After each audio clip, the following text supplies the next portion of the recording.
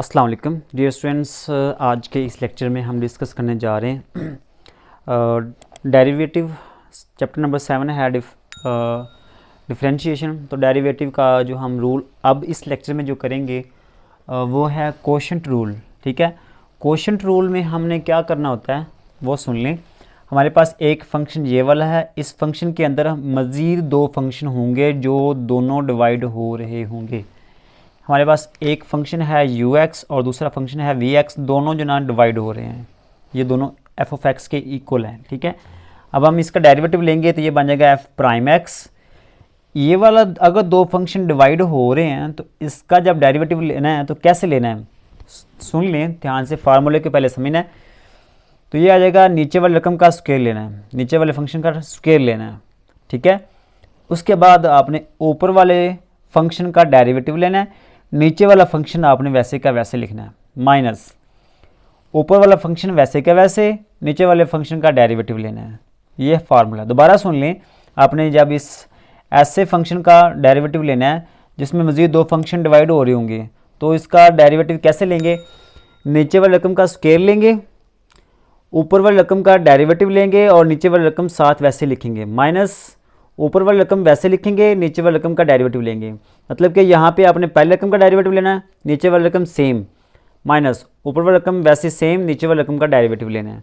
ठीक है, तो ये हमारे पास फार्मूला है, इस फार्मूले के मुताबिक ये एग्जाम्पल करनी है। ठीक है, तो इंशाल्लाह नेक्स्ट जो लेक्चर आने वाला है उसमें सेल्फ असेसमेंट के क्वेश्चंस होंगे। ठीक है, तो देखें यहाँ पे ये हमारे पास फंक्शन है, इसमें दो वैल्यू जो है वो डिवाइड हो रही हैं, दो फंक्शन डिवाइड हो रहे हैं। ठीक है, तो यहाँ पे देखें जब हमने इसका डेरिवेटिव लेना है differentiate with respect to x। ठीक है, तो इसको डेरिवेटिव इसका लेंगे तो कैसे लेंगे, ये बन जाएगा f प्राइम x।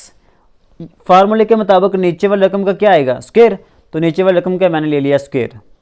उसके बाद क्या करना होता है, ऊपर वाली रकम का डेरिवेटिव, तो मैंने ऊपर वाली रकम का डेरिवेटिव ले लिया d/dx, ये ऊपर वाली रकम है।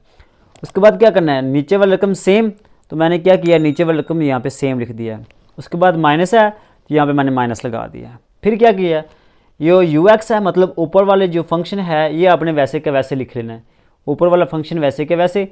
अब नीचे वाले का आपने डेरिवेटिव लेना है, d/dx, नीचे वाला फंक्शन आ गया। ठीक है, चलें, ये 3x है ना, 3 कांस्टेंट है, ये वैसे आएगा, x का डेरिवेटिव लेंगे विद रिस्पेक्ट टू x तो वो 1 होगा, 3 1 3, यहाँ पे 3। अगर 9 है ना, 9 एक कांस्टेंट है, कांस्टेंट का डेरिवेटिव लेंगे तो वो 0 आएगा, ये वैसे का वैसे। उसके बाद माइनस ये रकम वैसे का वैसे ही आएगी, 2 का डेरिवेटिव क्या आएगा, 0, और x का डेरिवेटिव 1, इसके साथ माइनस है तो -1 आ जाएगा। ठीक है, तो 2 का डेरिवेटिव 0 है तो वो 0 मैंने यहाँ पे नहीं लिखा, x का डेरिवेटिव 1 है उसके साथ माइनस है तो ये -1 आएगा, ये लिख लिया मैंने। ठीक है, अब यहाँ पे माइनस माइनस प्लस हो जाएगा, 1 से मल्टीप्लाई करेंगे तो दोबारा 3x + 9 ही आएगा। ठीक है, अब इसको मल्टीप्लाई करें, 3 + 0, 3 × 0 3 ही आएगा, 3 × 2 3 × 2 6, 3 × x 3x, और ये प्लस का 3x वैसे, ये 9 भी वैसे का वैसे, ये माइनस का प्लस का 3x कैंसिल हो जाएंगे, 6 + 9 15, और ये नीचे वाली वैल्यू वैसे ही आएगी। ये हमारे पास आ गया आंसर।